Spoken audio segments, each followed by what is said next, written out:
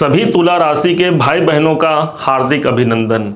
एक बहुत बड़े आर्थिक लाभ को दिलाने का अवसर लेकर के यह वीडियो आपके समक्ष उपस्थित है। एक ऐसा ग्रह संयोग बना हुआ है जिस दरमियान हमारे जीवन में कुछ विशेष परिवर्तन होने जा रहा है आर्थिक लक्ष्य को लेकर के। ध्यान दीजिएगा, एक ऐसा उपाय आपको बताने जा रहे हैं जो पूर्णतः आपको आर्थिक रूप से संपन्न बना सकता है और ये उपाय जो होगा बड़ा ही लॉजिकल होगा। एक ऐसा उपाय होगा जो बहुत ही सरल उपाय होगा और लेकिन प्रभाव इसका बड़ा ही अचूक होगा, अर्थात अर्थ लाभ को लेकर के, धन के लाभ को लेकर के एक बहुत अधिक प्रचुरता को सिद्ध कराने वाला ये वीडियो साबित हो सकता है। बने रहिएगा, समझते हैं कि वास्तव में होना क्या है। ध्यान दीजिएगा, आपके ठीक अष्टम भाव पर देवगुरु बृहस्पति का गोचर ठीक 1 मई सन 2024 को हो चुका है और जैसे ही 14 मई का डेट आया, भगवान सूर्य नारायण भी जो कि आपके इनकम भाव के स्वामी हैं, इनका गोचर भी ठीक अष्टम भाव पर हो चुका है। जैसे ही डेट आता है 19 तारीख का, 19 मई के दिन ही शुक्राचार्य जी महाराज जो आपके अपने ही राशि के स्वामी बनते हैं, तुला राशि के स्वामी बनते हैं, यही प्रविष्ट हो जाएंगे अपने ही घर पर, अर्थात 2 नंबर की राशि अष्टम भाव पर।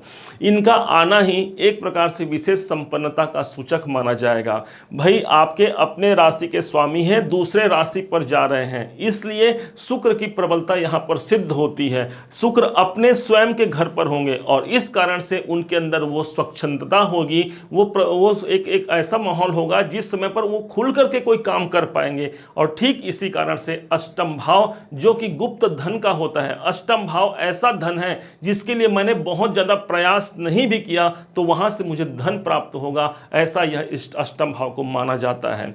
अब समझते हैं सूर्य के प्रभाव को जो कि आपके इनकम के स्वामी हैं। इनकम भाव के स्वामी ही उठ करके जब एक संग हो जाएंगे अष्टम भाव पर, 3 ग्रहों का यहां पर संगम दिखाई देगा और इसे ही हम त्रिग्रही योग कहा जाता है। अब इस समय पर सूर्य, गुरु और शुक्र उपस्थित होंगे। ठीक वो डेट होगा 19 मई सन 2024 से लेकर के 12 जून तक का समय होगा जिस समय पर त्रिग्रही योग का संगम होगा। इस लॉजिकल उपाय को समझिएगा कि कैसे इससे हम अत्यधिक लाभान्वित हो सकते हैं। ये एक ऐसा समय होगा जहां पर सूर्य का प्रकाश भी मेरे जीवन पर आ गया। ये एक ऐसा समय होगा जो मेरे जीवन को परिवर्तन करने के लिए मेरे गुरुदेव अर्थात भाग्य का भी साम्राज्य मिल गया। एक ऐसा समय होगा जिस समय पर मेरे स्वयं राशि के स्वामी मेरे जीवन को परिवर्तन करना चाह रहे हैं। इसी कारण से अष्टम भाव को हम कहते हैं परिवर्तन का स्थान, क्योंकि यह हमारे जीवन में यदि कितनी परेशानियां हैं या मृत्यु तुल्य कष्ट भी हमने झेले हैं तो ये समझिए ये एक ऐसा समय है जिसका साम्राज्य काफी लंबे समय तक रहेगा, क्योंकि देवगुरु बृहस्पति पूरे अभी 1 साल तक रहेंगे। लेकिन इन 3 ग्रहों का प्रभाव, त्रिग्रह योग का प्रभाव जो विशेष देखने को मिलेगा वो ऐसे स्थान पर देखने को मिलेगा, कोई बड़ा लाभ मुझे प्राप्त हो सकता है। लाभेश है हमारे सूर्य भगवान। वहीं पर देवगुरु बृहस्पति आपके पराक्रमेश हैं, अर्थात मेरे पराक्रम के द्वारा मेरे धन लाभ की प्राप्ति होगी। यदि आप कंपटीशन एग्जाम में हैं वहां पर आपको सफलता दिलाएंगे। और यही नहीं, शुक्र के संग में इन तीनों ग्रहों का समायोग जब बनता है, एक ऐसा योग बना है जिस समय पर हम जो चाहें वो कर सकते हैं। क्योंकि बता दें आपको, पूरे सालों साल में कभी एक ऐसा संयोग बनता है जब ये 3 ग्रह एक संग समाहित होते हैं और भाग्य के कृपावश ये योग बन रहा है ठीक अभी के समय पर 19 तारीख से लेकर के 12 जून तक के। समझिएगा उस लॉजिकल उपाय को।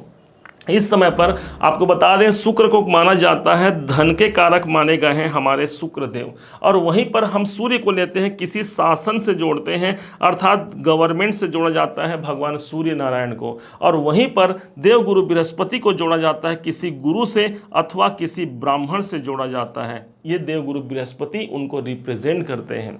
इन तीनों का जिस स्थान पर संगम हो रहा है ये 2 नंबर है। ध्यान दीजिएगा, ध्यान से समझिएगा ताकि इसको समझ करके स्वयं आप इस उपाय को कर पाएं।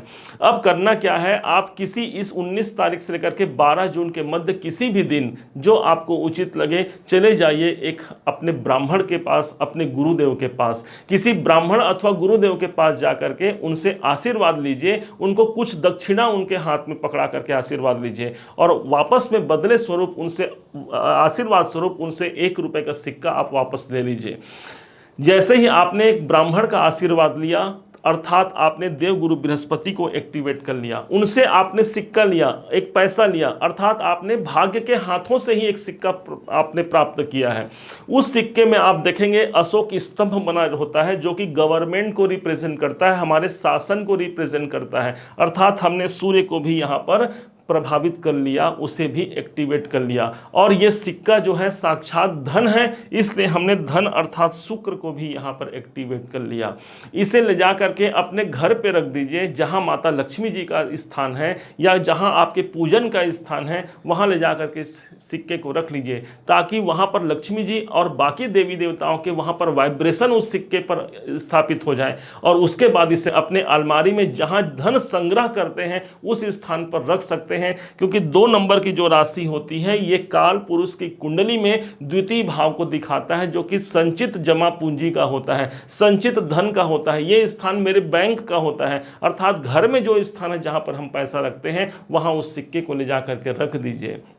निश्चय मानिए आपने साक्षात स्थिर लक्ष्मी को वहां पर निवास कर दिया। इस त्रिग्रह योग में किया गया यह उपाय आपको कर्जे से मुक्ति दिला सकता है। इस त्रिग्रही में किया हुआ यह उपाय आपको बहुत अधिक धन लाभ करा सकता है, और मार्ग चाहे कहीं से भी आए, एक ऐसे मार्ग को यहां पर दिलाएंगे जो सत मार्ग से मुझे आए, क्योंकि देवगुरु बृहस्पति यहां पर समाहित हो गए। एक ब्राह्मण को आपने समाहित कर लिया अपने धन में, एक सूर्य को अर्थात राजा को समाहित कर लिया, और शुक्र को समाहित अर्थात माता लक्ष्मी जी का आशीर्वाद ले लिया। एक बहुत बड़े आर्थिक लक्ष्य को प्राप्त करते हुए एक दीर्घ काल तक स्थिर लक्ष्मी का निवास आप अपने घर में रख सकते हैं। ये आप समझते हुए इस उपाय को जरूर कीजिएगा, लाभान्वित जरूर हो पाएंगे।